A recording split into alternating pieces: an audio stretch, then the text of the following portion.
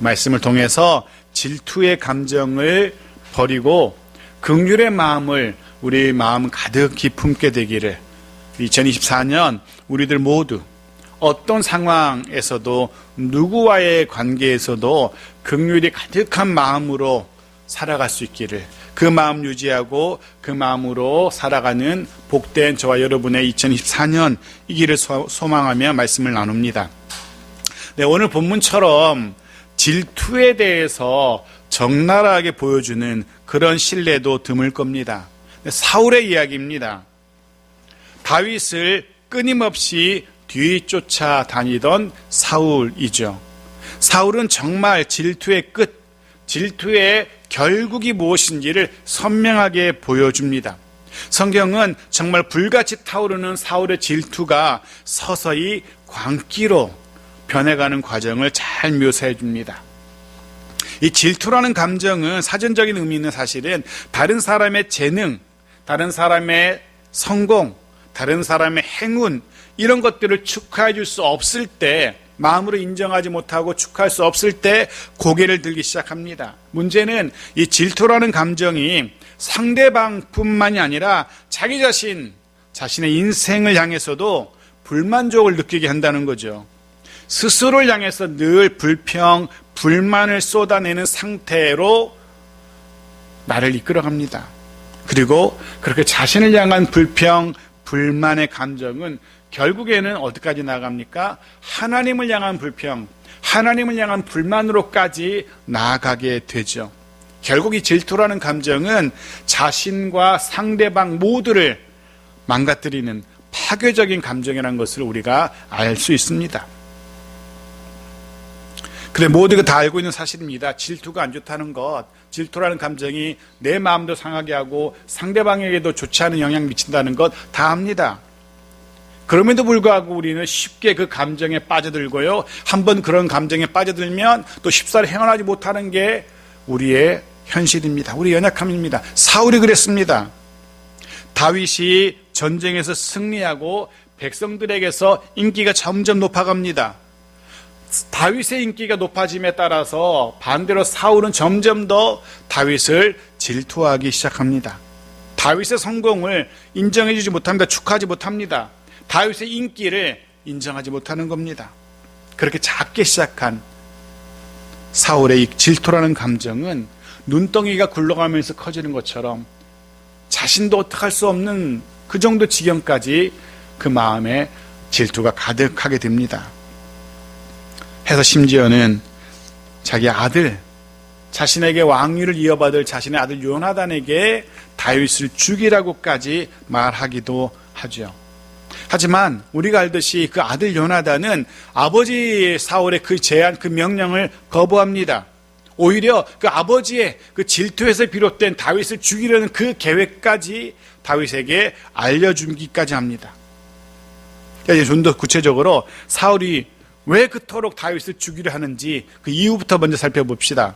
사울은 아들인 요나단이 왕위를 이어받기 위해서는 다윗이 죽어야 한다라고 말합니다. 다윗을 제거해야만 네가 왕이 될 수 있다라고 그렇게 말하죠. 정말 사울은 자신의 감정은 전혀 없고 오직 자신의 나라를 위해서, 아들에게 왕위를 물려주기 위해서 위협적인 존재가 될 수 있는 다윗을 죽어야만 했을까? 자신의 나라를 위한 일일까? 그 왕권을 위한 일일까? 과연 그럴까? 아닙니다.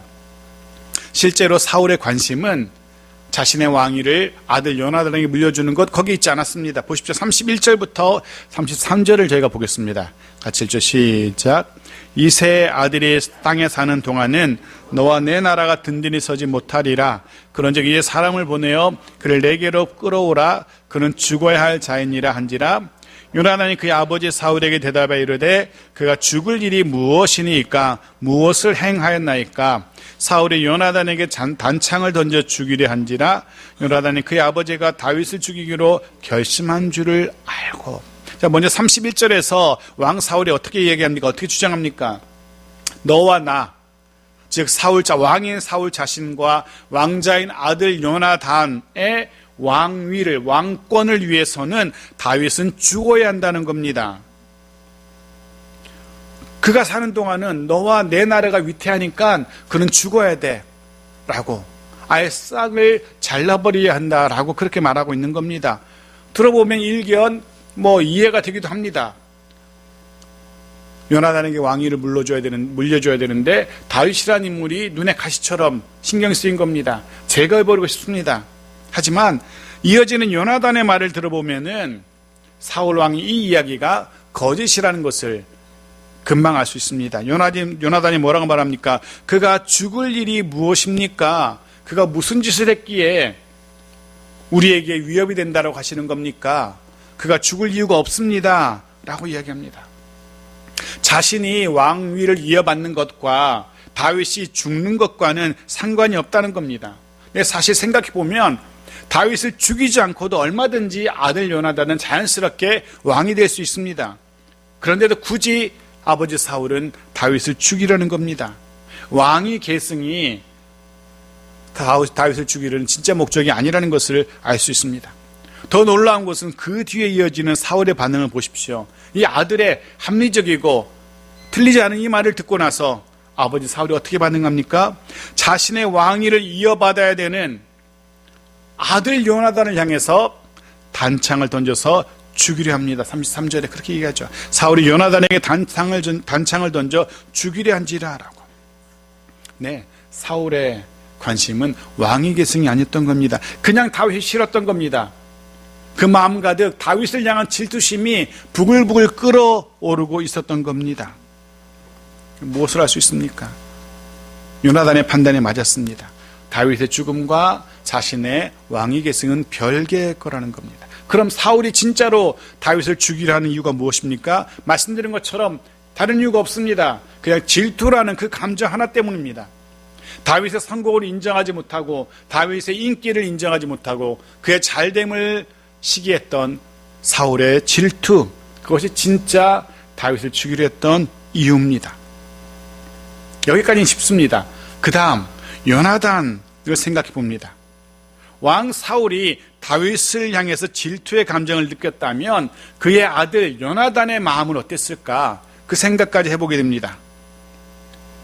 가만히 생각해보면 왕 사울뿐 아니라 왕자 요나단 역시 다윗을 충분히 질투할 만한 그런 상황, 그런 위치에 있습니다. 따지고 보면 백성들이 볼 때 왕자 요나단 그리고 왕의 사위면서 군대 장관인 다윗 거의 비슷한 무게로 백성들은 느낍니다. 누가 왕이 될는지 궁금해하는 백성들도 있었을 겁니다. 분명 왕자는 요나단이었지만 다윗도 그에 못지않은 나라의 공을 세웠던 겁니다. 해서 얼마든지 요나단은 다윗을 질투할 수 있었습니다. 물론 요나단은 한 나라의 왕자입니다. 그가 분명 이스라엘의 왕이 될 겁니다. 때가 되면 자연스럽게 아버지 사울이 죽고 나면 요나단이 그 왕위를 이어받게 될 겁니다. 그런데 실제로 백성들 사이에서는 왕이 될 왕자인 자신 요나단보다 다윗의 인기가 훨씬 더 높은 겁니다. 어찌 보면 분명 신하에 불과한데 도 불구하고 다윗의 인기는 점점 왕 사울의 인기를 넘어서고 요나단의 인기를 넘어서고 있는 겁니다. 지금으로 말하면 언론이 연일 TV를 틀기만 하면 신문을 펴기만 해도 연일 일면 기사에 다윗이라는 이야기가, 다윗의 이름이 계속 등장하고 있는 겁니다. 백성들은 날마다 다윗을 칭찬합니다. 그의 일거수일투족이 백성들의 관심사입니다. 그렇다면 요나단의 입장에서 얼마든지 그런 다윗이 부러울 수 있었고 그런 다윗이 미워질 수 있었습니다. 그런데 요나단은 그러지 않았습니다. 아버지 사울과 다르게 그 상황에서 얼마든지 질투하는 것이 당연한 상황에서도 그 마음에 질투를 품지 않습니다. 오히려 사무엘상 18장 1절 보십시오. 이렇게 기록합니다. 같이 읽죠. 시작. 다윗이 사울에게 말하기를 마침에 요나단의 마음이 다윗의 마음과 하나가 되어 요나단이 그를 자기 생명같이 사랑하니라. 오히려 다윗을 자신의 생명처럼 아끼고 사랑합니다. 요나단은 그 질투라는 누구나 쉽게 빠져들 수 있는 그 감정에 요나단은 빠져들지 않습니다. 오히려 다윗의 마음과 하나 됩니다. 그리고 요나단은 다윗을 적으로 삼기보다는 좀 더 앞으로 가보면 사무엘상 20장 16절에 이런 말도 나옵니다. 같이 읽어볼까요? 시작. 이에 요나단이 다윗의 집과 언약하기를 여호와께서는 다윗의 대적들을 치실지어다 하니라. 보십시오. 오히려 다윗의 편이 되어서 다윗의 대적들이 망하기를 바라고 있습니다. 다윗의 대적들을 하나님이 치실 것이야 라고 그렇게 다윗에게 위로하며 다윗의 그 마음을 추스리게끔 하고 있습니다. 불안해하고 있는 그 마음을 위로하고 있습니다. 걱정하지 말라고, 하나님이 가만 계시지 않을 거야, 너를 대적하는 자는 하나님이 그냥 두시지 않을 거야 라고 위로하는데, 생각해 보십시오. 다윗을 대적하는 자가 누굽니까? 다름 아닌 자신의 아버지 사울입니다. 요나단이 어떻게 이럴 수 있을까? 얼마든지 질투할 만한 상황에서, 아버지 사울처럼 그 감정 갖기가 당연한 그런 상황에서 요나단은 그렇지 않았습니다. 오히려 그 편에서, 다윗 편에 서서 하나님께서 다윗 너를 대적하면 가만두지 않을 거야 라고까지 말할 수 있을까? 어떻게 그럴 수 있었을까? 요나단 자신은 왕이 될 그런 사람이 아니라는 것을 알고 있었습니다. 하나님이 안타깝게도 자신이 아니라, 왕자인 자신이 아니라 다윗을 선택했다는 사실을 그는 알고 있었던 겁니다. 그럼에도 불구하고 인간적인 욕심에 그래도 내가, 그것이 하나님의 뜻은 아닐지라도 그래도 내가 왕이 될 거야 라고 요나단이 고집했다면 사울 왕의 후원을 등에 업고 얼마든지 가능했을 겁니다. 얼마든지 사울과 한편이 되어서 다윗을 제거하고 손쉽게 자신이 왕이 될 수도 있었을 겁니다. 하지만 요나단은 그렇게 하지 않죠.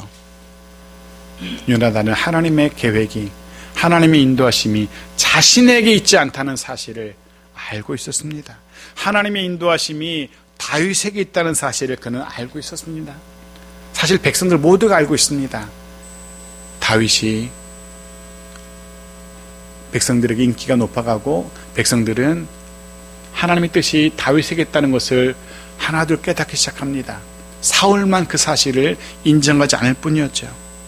요나단도 하나님의 뜻이 다윗에게 있다는 사실을 인정합니다. 하지만 왕자 요나단의 그런 후원과 격려에도 불구하고 아버지 사울의 질투는, 그 질투로 인한 핍박, 심지어 살해 위협은 더 극렬해지고 더 커져만 갑니다. 줄어들지 않습니다. 결국은 다윗이 사울을 피해서 숲에 들어가서, 들에 들어가서 숨어 지내게 됩니다. 요나단이 사울의 진심을, 아버지 사울의 정말 마음, 진심을 알게 될 때까지 숲에 숨어 있으라고 알려줍니다. 그리고 이제 5절입니다. 보십시오. 같이 읽죠. 시작. 다윗이 요나단에게 이르되 내일은 초하루인즉 내가 마땅히 왕을 모시고 앉아 식사를 하여야 할 것이나 나를 보내어 셋째 날 저녁까지 들에 숨게 하고, 다윗이 요나단과 계획을 짭니다. 자신은 들에 숨고 숲속에 들어가 숨고 요나단이 아버지 사울과 식사하면서 그의 진심을 좀 물어봐 달라고. 이 속에서 이번엔 다윗의 감정을 좀 생각해 보려고 합니다. 사울은 자신을 미친 듯이 죽이려 해요. 다행스러운 것은 그 아들 요나단은 자신을 위해서 살 길을 열어줘요. 그럼 다윗의 마음은, 이때 다윗의 마음은 어땠을까? 왕의 사위입니다. 군대 장관입니다. 편안한 안락한 궁에서 지내던 다윗이었습니다. 그런데 아버지 때문에 왕궁을 떠나서 숲에 들어가서 숨어 지냅니다. 그런데 자신을 후원하고 자신을 격려해 주던 요나단은 여전히 왕궁에서 좋은 음식 먹고 좋은 곳에서 자고 좋은 곳에서 지내고 있습니다. 이런 생각을 할 수 있죠. 제가 다윗의 입장이었다면 어쩌면 그런 요나단을 향해서 묘한 시기, 묘한 질투, 이런 게 생겼을 듯도 합니다. 요나단은 왕궁에서 왕의 식탁을 누립니다. 왕자로 태어나서 왕자의 삶을 누리고 있는, 말 그대로 금수저의 삶을 살아갑니다. 왕의 사랑을 받으며 왕의 구원을 받으며 부러울 곳이 없는 하루하루를 살아갑니다. 하지만 정작 다윗 자신은 아니었던 거죠. 자신은 아무 이유 없이 이 거친 들에서, 이 빽빽한 숲에서 숨어 지냅니다. 차디찬 다 식어 빠진 주먹밥으로 하루하루를 연명합니다. 잘못한 걸 하나 없는데 이 거친 들에서 밤이슬 맞으면서 잠을 자야 됩니다. 아무리 생각해도 다윗 자신의 잘못이 아닙니다. 왕의 질투 때문에 죽음의 위협을 당하고 있습니다. 그리고 그 자리, 요나단이 앉아있는 그 자리에 다윗도 같이 있어야 합니다. 아니 어쩌면 그 자리는 그 요나단의 왕자의 자리가 아니라 자신의 자리일 겁니다. 하나님의 계획이, 하나님의 뜻이 자신에게 있다는 사실. 이미 다윗은 선지자 사무엘을 통하여서 기름 부음을 받은 상태입니다. 하나님의 뜻이 자신에게 있다는 것을 다윗도 알고 있습니다. 그렇다면 다윗 역시 얼마든지 요나단의 그 자리를 부러워할 수 있었을 겁니다. 그런데 다윗은 그렇지 않습니다. 35절부터 말씀을 보죠. 35절입니다. 같이 읽죠. 시작. 아침에 요나단이 작은 아이를 데리고 다윗과 정한 시기에 들로 나아가. 다윗은 요나단과 만날 장소와 시간을 정하고요. 그 시간에 자신을 만나러 온 요나단을 발견합니다. 그리고 그에게 나아가서 그와 반갑게 맞이합니다. 여기서 발견할 수 있는 다윗의 마음을, 다윗은 요나단을 신뢰하고 있었습니다. 비록 요나단이 다윗 자신을 죽이려 하는 사울 왕의 아들이었지만 다윗은 그런 요나단을 철저하게 신뢰하고 있습니다. 만일 다윗이 요나단을 믿지 못했고 그에게 안 좋은 감정, 질투의 감정을 요만큼이라도 가졌더라면 자신을 몰래 찾아온, 아무도 모르게 자신을 찾아온 요나단을 어떻게 했을까요? 아무도 모르고 홀로만 와 있습니다. 왕궁에서는 요나단이 다윗과 만나는 것을 모릅니다. 그렇다면 쥐도새도 모르게 요나단을 처치해버리면 다윗은 더 이상 경쟁자가 없어지는 겁니다. 후에 이스라엘 왕의 자리는 아주 손쉽게 다윗 자신의 처지가 될 겁니다. 하지만 다윗은 그렇게 하지 않습니다. 다윗도 요나단처럼 질투라는 감정에 눈이 멀어서 요나단을 피해 도망가거나 그에게 해를 가하거나 하지 않습니다. 다윗도 그 마음에 질투라는 감정을 배격하고 있었던 겁니다. 그런 이 마음이 이렇게 드러납니다. 41절. 그들의 마음이, 다윗과 요나단의 마음이 이렇게 드러나는데 같이 보죠. 시작. 아이가 가매 다윗이 곧 바위 남쪽에서 일어나서 땅에 엎드려 3번 절한 후에 서로 입맞추고 같이 울되 다윗이 더욱 심하더니. 두 사람이 부둥켜 안고 울기 시작합니다. 이 눈물을 좀 우리가 주목해 볼 필요가 있습니다. 요나단이 어떤 마음으로 다윗을 안고 울고 있을까? 요나단의 눈물의 의미는 무엇일까? 왜 요나단은 다윗을 안고 울고 있을까? 아버지 사울이 무죄한 다윗을 죽이기로 뜻을 확실하게 정했다는 사실을 요나단이 알게 됩니다. 이제는 정말 다윗이 살려면은 사울을 피해서 멀리, 이런 숲 정도가 아니라 멀리 나라를 떠나서 다윗의 그 왕권이 미치지 않는 곳으로 도망해야만 살 수 있다는 것을 알게 되었습니다. 요나단은 그런 다윗을 향해서 한없는 긍휼의 마음을 품을 수밖에 없었고 그 긍휼의 마음으로 울 수밖에 없었던 겁니다. 이유 없이, 죄 없이 오직 자신의 아버지 사울의 질투 때문에 기약 없는 도피 생활을 시작해야 하는 다윗입니다. 험난한 힘겨운 시간일 겁니다. 결코 견디기 쉽지 않은 시간일 겁니다. 요나단은 그런 안타까운 불쌍한 다윗을 바라보면서 하염없이 눈물을 흘립니다. 그 마음에 긍휼이 가득했기 때문에. 다윗 역시 서럽게 울기 시작하죠. 다윗이 더 심하게 웁니다. 다윗의 마음은 어떤 마음이었을까? 다윗은 무슨 마음으로 요나단을 부둥켜 안고 그 눈에서 눈물을 흘리고 있을까? 어쩌면 그 요나단을 향한 위로의 눈물이었을지도 모르겠습니다.